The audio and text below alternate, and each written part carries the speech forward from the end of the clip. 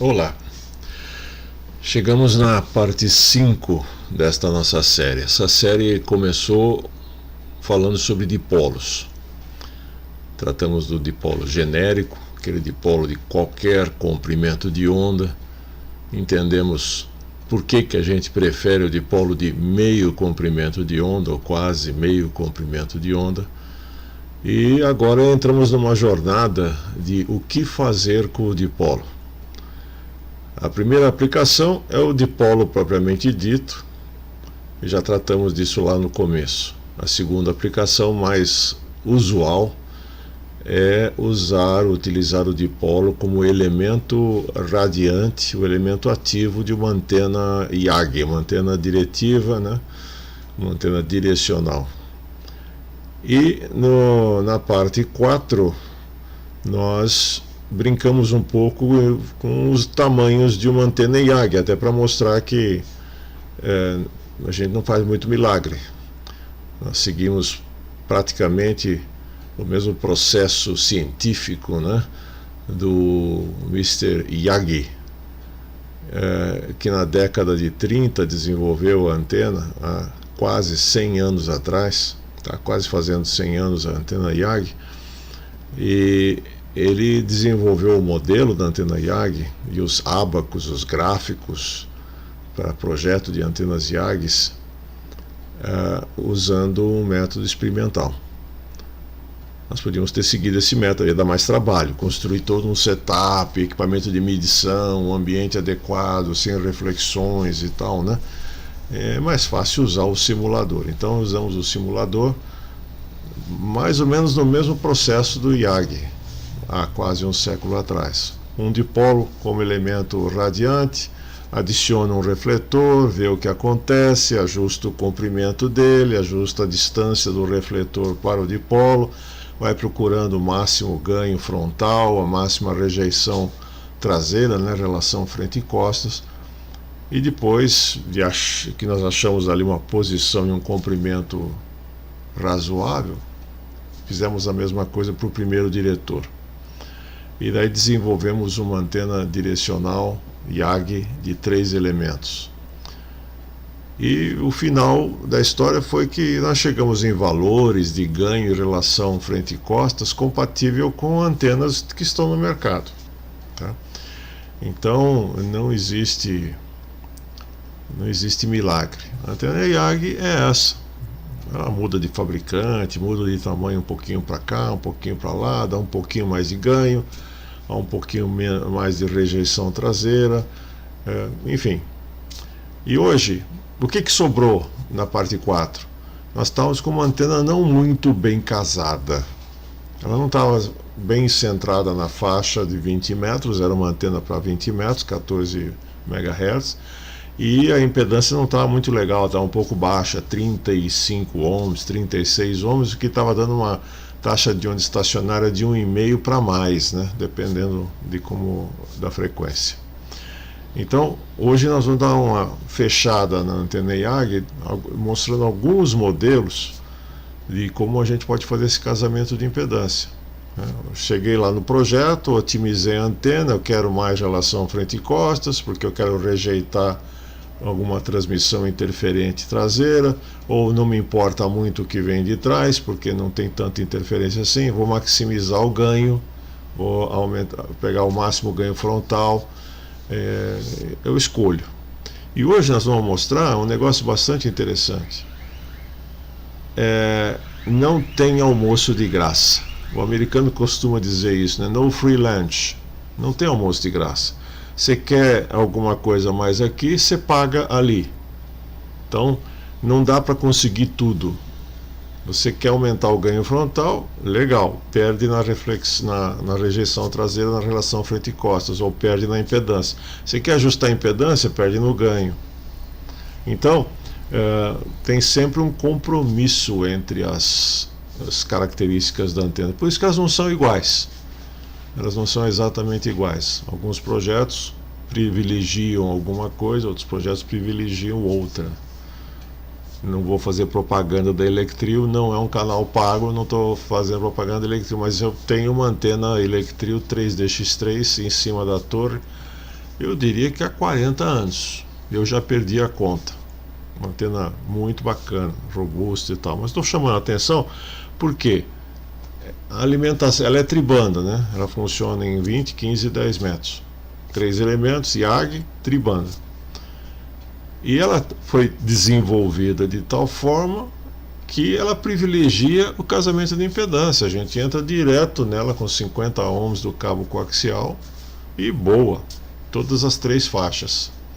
Então, ela tem uma característica que talvez tenha comprometido um pouco o ganho, uma relação frente e costas, não sei, mas permitiu um casamento, uma montagem mecânica extremamente simples, robusta, que ficou na torre há 40 anos e alimentado direto com o cabo coaxial, sem nenhuma traquitana para fazer o casamento de impedância.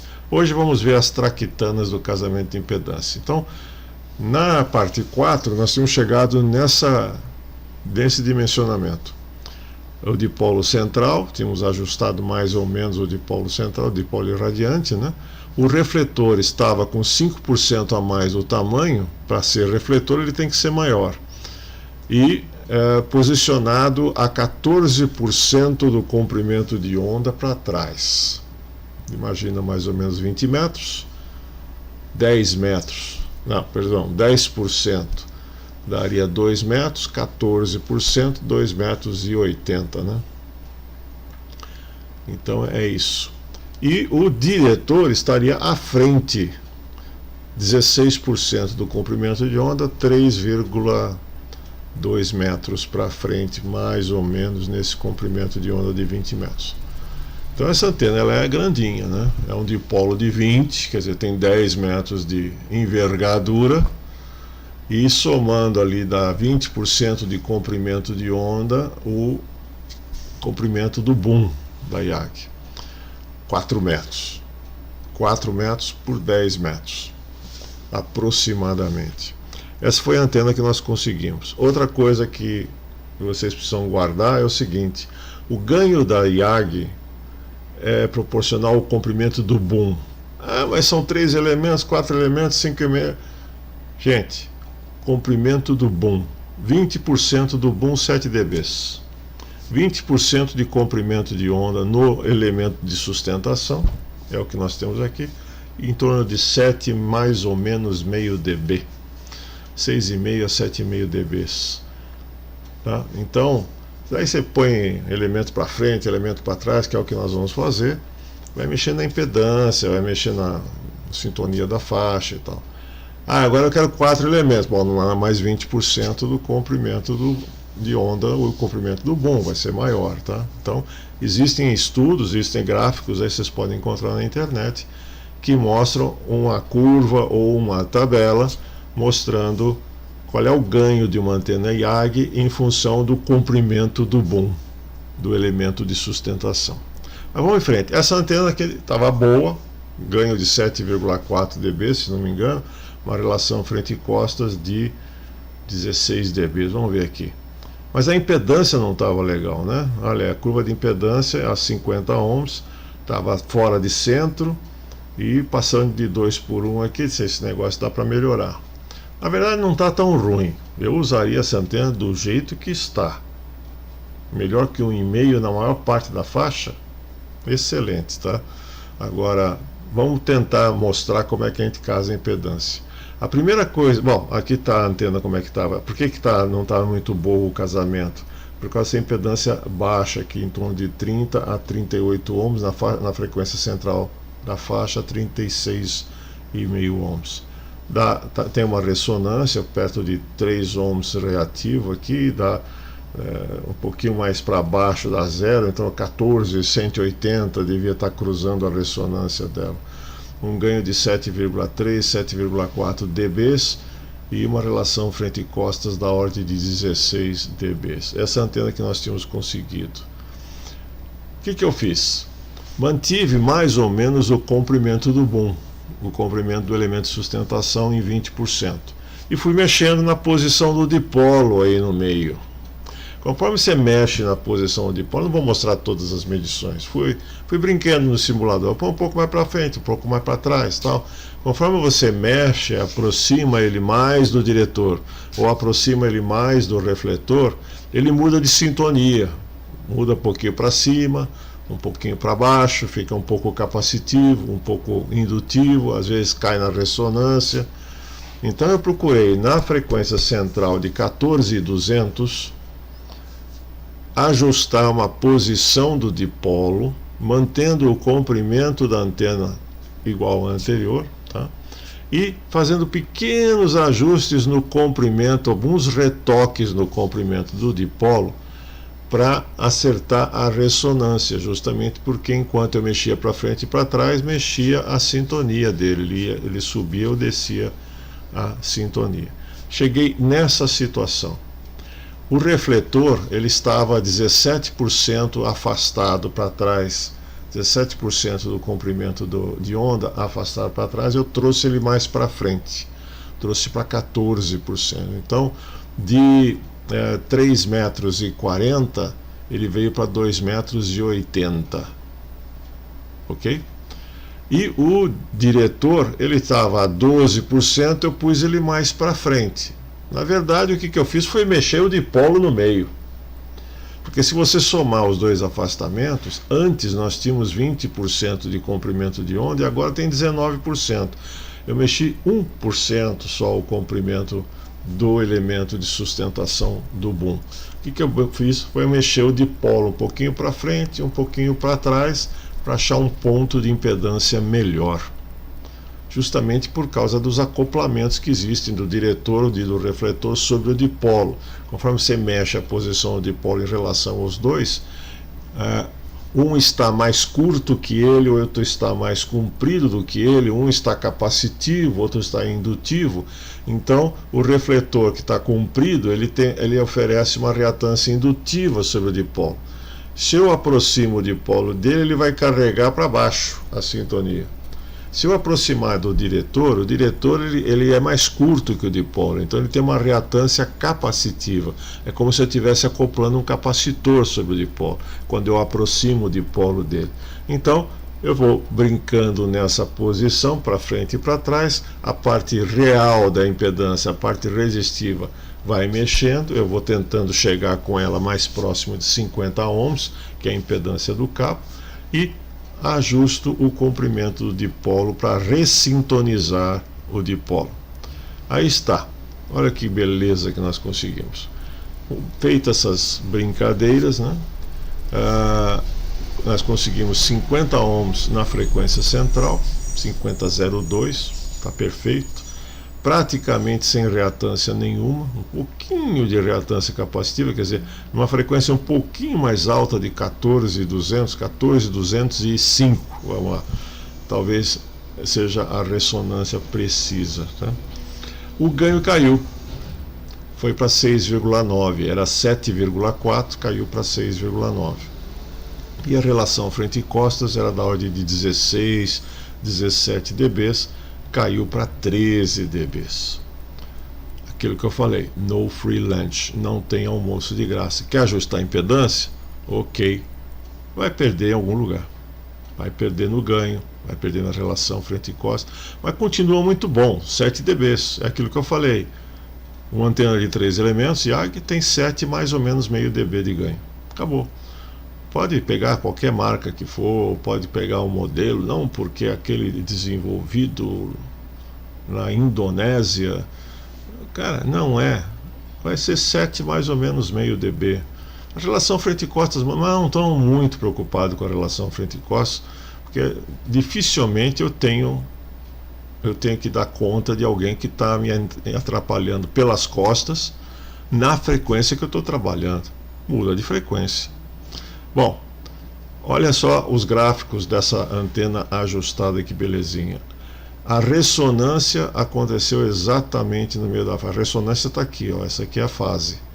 É a parte reativa da impedância. Ela está dando zero exatamente em 14.200. Essa é a frequência de ressonância. Para não dizer que é 14.200, o simulador diz para mim que é 14.208, ok? ficou um pouquinho acima. Só que para tirar essa diferença agora, ó, é na lima, não tem mais como ajustar comprimento do dipolo, agora tem que tirar no bombril ali a ponta da antena para fazer ela cravar em cima. Isso não vai importar em absolutamente nada. E a impedância cruzou os 50 ohms exatamente nesse ponto também. Antena, como a gente costuma dizer, by the book, antena de livro, padrão. A curva de taxa de onda estacionária ficou também muito boa. Ela está me dando abaixo de 1,5 para 1, meio MHz, 506 kHz. Abaixo de 2 por 1, quase 1 MHz. Então, hoje, aqui a gente pode dizer que você considerar que aqui a pontinha da faixa 14.400 a gente quase não usa, eu estou abaixo de 1,5 por 1 na faixa toda de 20 metros. A antena ficou realmente muito bem sintonizada. Então, esse é a primeira forma de fazer o ajuste, o matching de impedância da antena numa IAG. Eu defini, fiz o ajuste, achei qual é o comprimento do boom ótimo para dar o ganho, a máxima relação frente e costas. Eu sei que eu vou perder um pouco, mas daí eu brinco com o dipolo um pouquinho para frente, um pouquinho para trás, para fazer ele subir de impedância, descer de impedância e tal, e acho os 50 ohms só mexendo na posição do dipolo. O que eu ganho com isso? Simplicidade. Dipolo, cabo de 50 ohms direto no meio do dipolo, acabou. Simplicidade, durabilidade ao longo do tempo.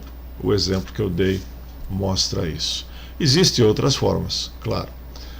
Existem os acoplamentos feitos com acoplamento Delta Match e Gamma Match. O que a gente mais conhece é o Gamma Match, acoplamento Gamma.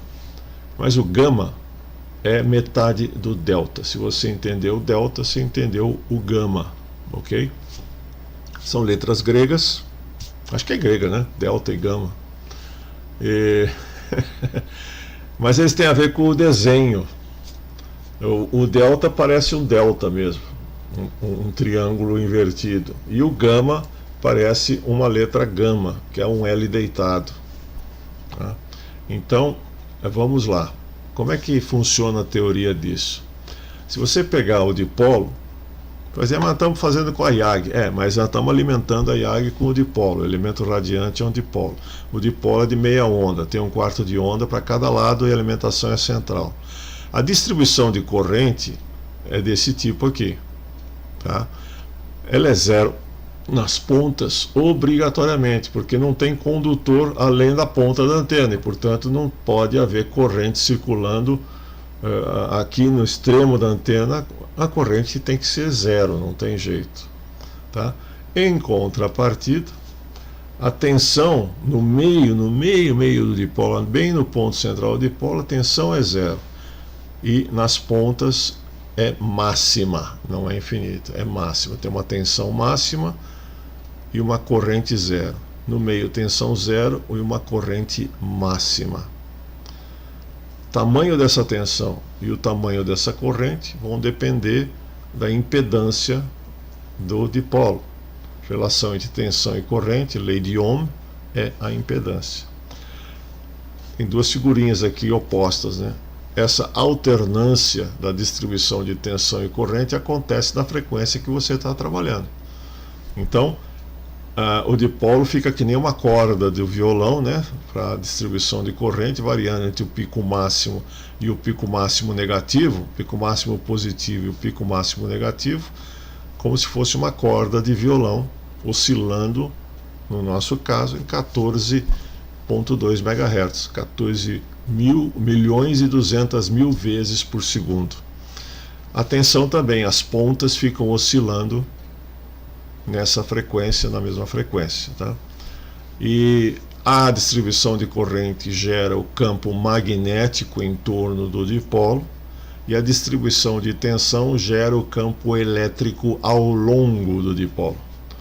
Como eu estou gerando campo magnético pela corrente e campo elétrico pela diferença de tensão, eu estou, na verdade, gerando um campo eletromagnético, onda eletromagnética sendo gerada pela antena, que é o que eu estou querendo fazer, transmitir uma onda eletromagnética.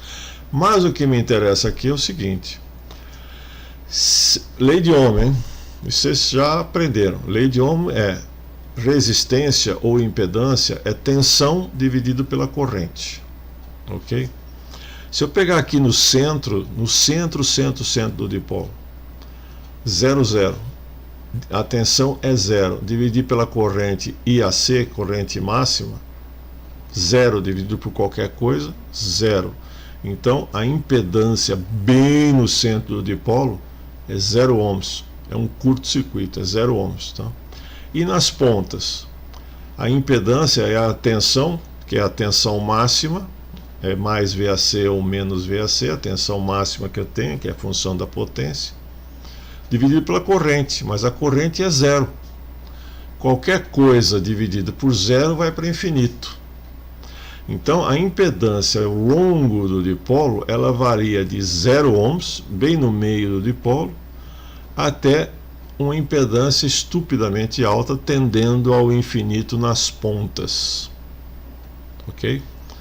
Por isso que as antenas, elas são muito sensíveis nas pontas. A impedância é muito alta. Qualquer coisa que se aproxima da ponta da antena, ela muda a impedância, muda a ressonância, muda tudo. Agora, se você chegar no meio dela, você pode mexer lá que não vai acontecer quase nada, ou nada. Muito bem. Isso quer dizer o seguinte, que ao longo do dipolo eu posso encontrar qualquer impedância, desde 0 até infinito. Depende de como eu me conectar a esse dipolo, em que posição do dipolo eu me conectar. Quanto mais próximo do centro eu me conectar, mais próximo de 0 eu estou chegando. Quanto mais próximo das pontas, mais próximo de uma impedância estupidamente alta. Ok? Então eu tenho ali uma faixa para poder brincar, para poder trabalhar. Ok. Exatamente o que eu acabei de colocar aqui, né? A impedância, que é a tensão dividida pela corrente, é 0 no centro e infinito nas extremidades, ou tendendo a infinito. Infinito não existe, né? Então, tendendo a infinito. Olha o acoplador delta, então. O acoplador delta, você chega, em vez de alimentar o dipolo bem no meio, ou ali com abertura pequena, né, que a gente costuma usar, 1 centímetro, 2 centímetros, 5 centímetros ali no meio do dipolo, eu abro um delta, 2 varietinhas assim, e vou pegar um ponto de alimentação no dipolo afastado do centro. Aí eu vou pegar uma impedância mais alta. No nosso caso, eu estava alimentando no meio do dipolo, estava conseguindo uma impedância de 36 ohms. E se eu colocar um delta, eu posso achar um ponto de 50 ohms um pouco mais fora do centro do dipolo. Então, nesse caso do acoplador delta, a gente usa o dipolo fechado aqui no meio, ó. Ele não tem aquela abertura, né, do dipolo, porque eu vou alimentar ele mais para fora, vou fazer uma alimentação em delta. Faço um ajuste ali, parafuso, braçadeira, um pouquinho para cá, um pouquinho para lá, vou medindo a taxa de onda estacionária. Opa, achei um lugar aqui bacana, casei a impedância.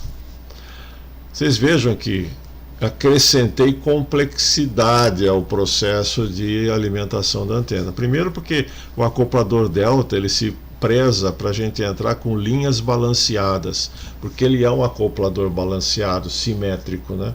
Então ele serve para linhas balanceadas, que não é necessariamente o nosso caso, mas serve. Você vai ter que pôr um balão aí em algum lugar para desbalancear essa linha e entrar num cabo coaxial em algum ponto. Agora, já que é assim, eu posso pegar metade do delta e fazer um acoplamento gama, que é o gamma match. Então, ele se preza, como o gamma match é um acoplamento desbalanceado, ele só está usando um dos lados do dipolo, né, do centro para um dos lados. Ele se preza então para a alimentação com cabos desbalanceados, com linhas desbalanceadas, como é o cabo coaxial. Legal. Então, eu vou fazer um meio delta, que é o gama, e vou pegar uma impedância aqui num certo ponto mais afastado, uma impedância um pouco mais alta, para fazer o casamento de impedância. Só que esse toco de elemento que eu adicionei aqui, de comprimento L', afastado H do elemento principal com um diâmetro D, ele cria uma indutância adicional. Então, é necessário acoplar uma capacitância em série, no caso um capacitor variável, porque eu preciso fazer ajuste, para compensar essa indutância que está indo buscar um outro ponto de alimentação mais para frente. Aqui tem um desenho um pouco melhor, um pouco mais construtivo de como a gente faz. Tá? O que a gente faz? Um tubo de alumínio, uma abraçadeira aqui para fazer o curto-circuito, né? Vai conectar em cima do elemento dipolo e em cima do elemento do gamma match com um parafuso para parafusar e deixar bem preso, né? E aqui o conector, o SO239, é o nosso conector de UHF que a gente conhece. A gente coloca ele numa flange, né? No boom da antena, prende ele ali no boom da antena e coloca, imagina assim, pega o cabo grosso, o RG213, que é o cabo mais grosso, tira fora a capa, tira fora a malha, vai sobrar só o elemento central, né? O condutor central com o isolante dele. Corta um pedaço desse e coloca por dentro do tubo de alumínio. Vai acontecer então que esse trecho que o tubo de alumínio sobrepõe aqui o elemento central do cabo coaxial, que agora foi separado, ele forma um capacitor. Esse capacitor aqui. Então, em vez de eu ter que colocar um capacitor variável, pôr uma caixinha à prova d'água, não sei o que, aquela coisa toda, tem gente que faz assim, a gente faz o capacitor usando o elemento central do cabo coaxial e o tubo de alumínio em volta. Perfeito, funciona muito bem. E daí você tem dois elementos de ajuste. Você pode correr essa abraçadeira para a esquerda e para a direita para encontrar uma impedância boa.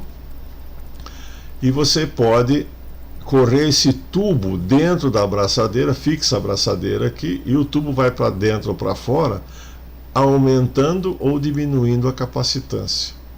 Então, com um medidor de antena, um VNA, um medidor de antena, você consegue ajustar a antena direitinho usando o gamma match. Em relação àquilo que eu falei, né? A nossa antena ajustada aqui, vamos dizer assim, no feijão, ajusta aqui, ajusta ali, opa, cheguei nos 50 ohms, maravilha. Complexidade no ponto de alimentação, zero. Eu vou chegar lá com o cabo coaxial e pronto. Esse é o melhor dos mundos. Vamos usar o delta? Vamos usar o delta. Eu preciso então fazer o delta, achar a posição, fixar o ponto de alimentação, trazer com linha balanceada em uma impedância mais alta, tipicamente 200 ohms, colocar um balão 4:1 e daí passar para um coaxial de 50 ohms e descer. Complicou. Ou eu posso usar o gamma match. Complicou, né? Então, existem várias técnicas, dependendo do que você quer fazer, enfim, da facilidade mecânica e tal, você pode utilizar uma técnica ou outra. Existem outras técnicas, por exemplo, esse acoplamento por stub, ou toco em curto-circuito. O que a gente faz nesse caso? Eu ajusto a antena, o comprimento dela e tal, para encontrar uma parte real da impedância, parte resistiva da impedância de 50 ohms. Daí vai sobrar uma parte reativa, está fora de frequência. Uma parte reativa capacitiva, uma parte reativa indutiva, não interessa. Aí eu coloco essa linha.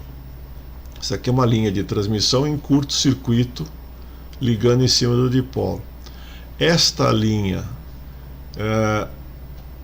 com esse comprimento, com esse espaçamento, com esse diâmetro de elemento aqui, com essa situação, ela gera uma reatância oposta. Okay? Então, se o dipolo deu 50 ohms mais J32, uma parte reativa e indutiva, eu calculo uma linha que dê menos J32, dê a mesma reatância, só que oposta, capacitiva. e coloco em paralelo aqui. Acabei com a reatância. Já estava 50 ohms, mais alguma coisa. Acabei com esse mais alguma coisa. Esse já não é tão trivial para fazer, carece de um pouco mais de ajuste, e para isso a gente vai precisar da carta de Smith. Essa carta de Smith vocês encontram em alguns equipamentos de medição, que é o diagrama polar. Em Vector Network Analyzer, por exemplo, tem um diagrama polar para você encontrar a impedância da tal e coisa. Então, esse daqui nós tratamos depois. Nós vamos ter um vídeo sobre o uso da carta de Smith. É uma ferramenta espetacular para a gente trabalhar. Muito legal. Tanto para linhas de transmissão, para antenas, como para circuitos de RF. Fazer o casamento de impedância, por exemplo, de um transistor, você quer fazer lá um amplificador de potência, precisa fazer o casamento de entrada do transistor, casamento de saída. Carta de Smith. Carta de Smith resolve tudo. Então, nós vamos pular aqui e vamos trabalhar com, talvez, primeiro com as outras antenas, vamos passar pela log periódica agora. E depois a gente volta na carta de Smith, porque ela se aplica a todas as antenas, todas as linhas de transmissão, todos os circuitos de RF. A gente pode brincar com a carta de Smith. Então acho que cabe um capítulo específico sobre a carta de Smith, a gente vê depois, que é como a gente faria esse cálculo. Ok? Então, nós concluímos aqui a antena IAG. Você pode fazer sua IAG. Nós já chegamos a essa conclusão de que, lá atrás, né, que não adianta se ficar colocando elementos à frente da diretores de... Refletor é um só. Não adianta pôr 2 refletores. Não vai melhorar nada, tá? Refletor é um só. Os diretores você pode ir acrescentando.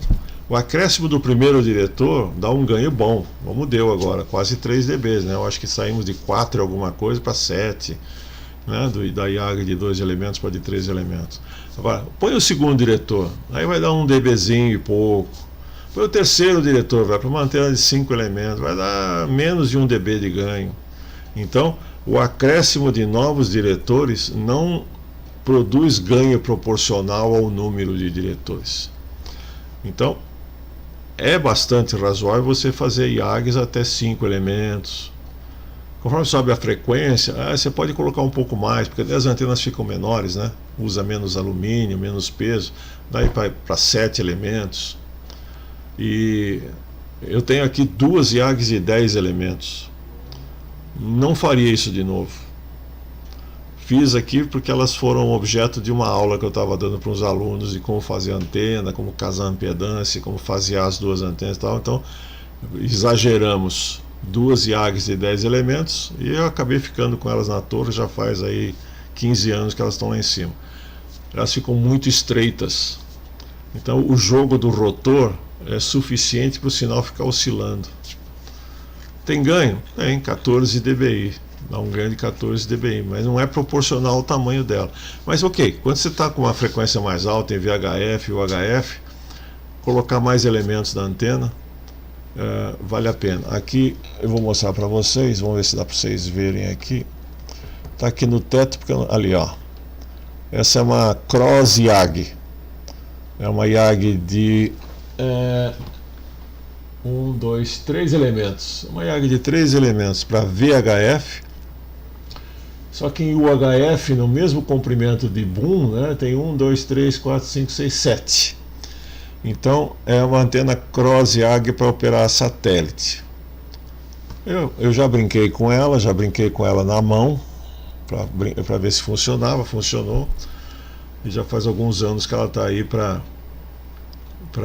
esperando, né, um sistema de posicionamento e rastreamento de satélite automático, para não ter que ficar caçando satélite na mão. Mas você vê, uma antena, ela é 3 elementos em V, em 144, e é 7 elementos em UHF, e a antena ficou do mesmo tamanho. Então, conforme sobe a antena, você pode exagerar nos elementos aí, que não custa nada. Mas não vai te dar um super ganho na antena, não. Vai aumentar o ganho, mas não vai dar aquele ganho. Sempre proporcional ao comprimento do elemento de sustentação, do boom. Ok? Então, Então, próximo capítulo, vamos brincar um pouquinho de log periódico. Não tem almoço de graça. Você vai ganhar em faixa, vai perder em ganho, um pouquinho em relação frente e costas. Depois a gente explica. Não percam o próximo capítulo. Até lá.